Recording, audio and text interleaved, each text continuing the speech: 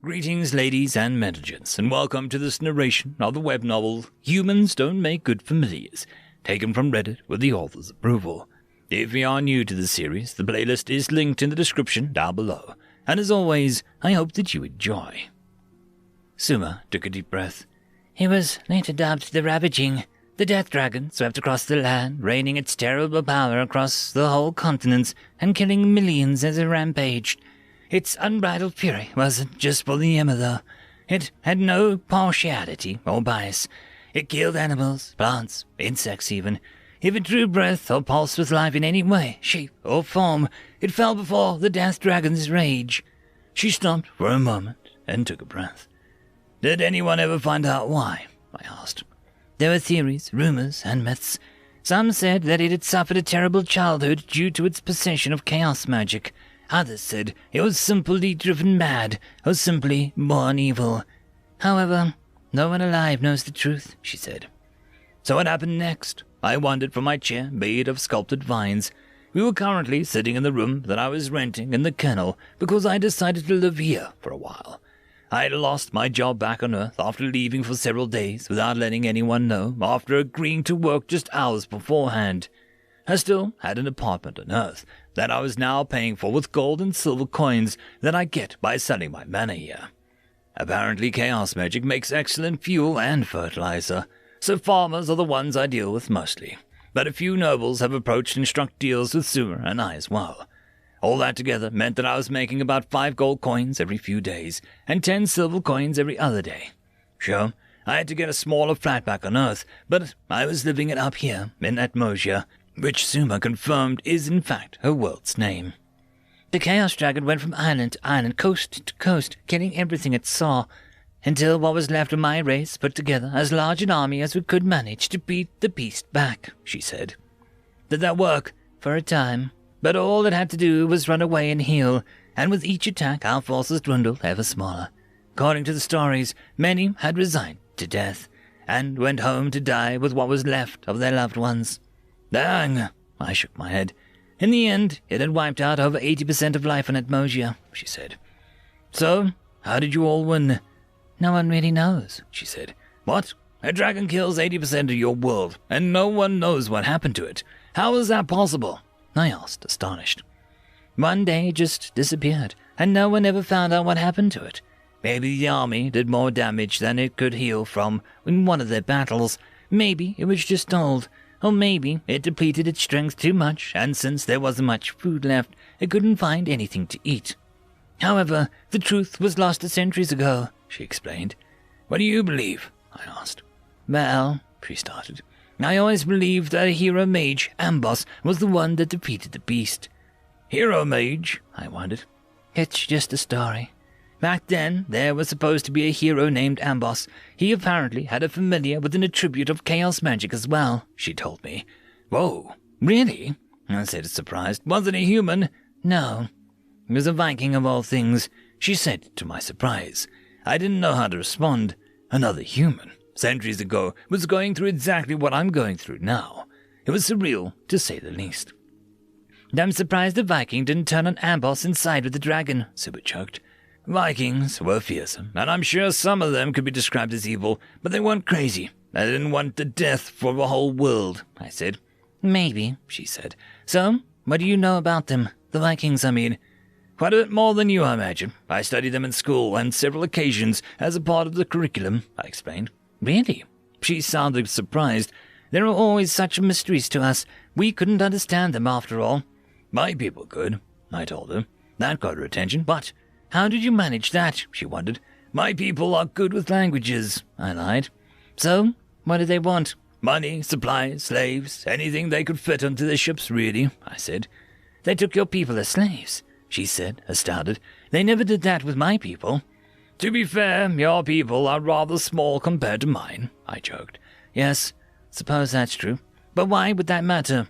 They probably didn't think that you would be much use, or more likely, they didn't have anyone or anywhere to bring you back to. They would bring the slaves back to their bases to sell them off to anyone who would buy them. On my world, slavery was fairly common back then, so it couldn't have been difficult to find someone, I explained. I see, she said. Jacob, the Vikings, what do they look like? she asked that a bit suspiciously. Why do you ask? I tried to say calmly. It's nothing. Never mind. Just a weird thought, she said quietly. But how do you people know so much about them? I mean, I get that you learned their language, but still, you would have had to talk to them. And they were so powerful, chaos mages. And you said that your world doesn't have magic, so... Well, we captured some. Since magic doesn't work on my world, they were just normal people, I said. Then realized what came out of my mouth and prayed that Suma didn't realize it too. Jake, she said seriously, what do you mean, normal people? End of chapter. Chapter 42. It's nothing. Never mind. It's just a weird thought, she said quietly. But how do your people know so much about them? I mean, I get that you learned their language, but still, you would have had to talk to them. And they were powerful chaos mages, and you said that your world didn't have magic, so... Well, we captured some. Since magic doesn't work in my world, they were just normal people, I said. Then realized what just came out of my mouth and prayed that Suma didn't realize it too. Jake, she said seriously, what do you mean, normal people? I groaned internally at my own stupidity.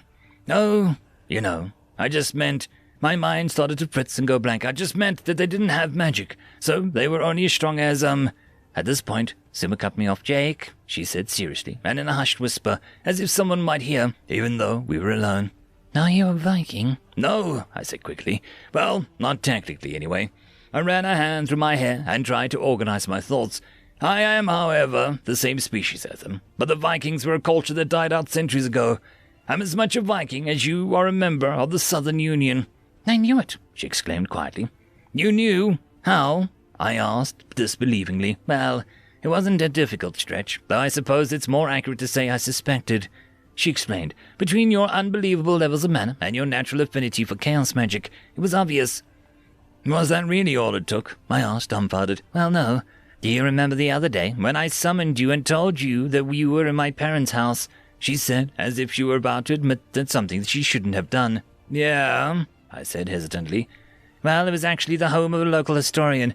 I asked him a few questions about Vikings, and everything he told me lined up with what I'd seen you do, she confessed.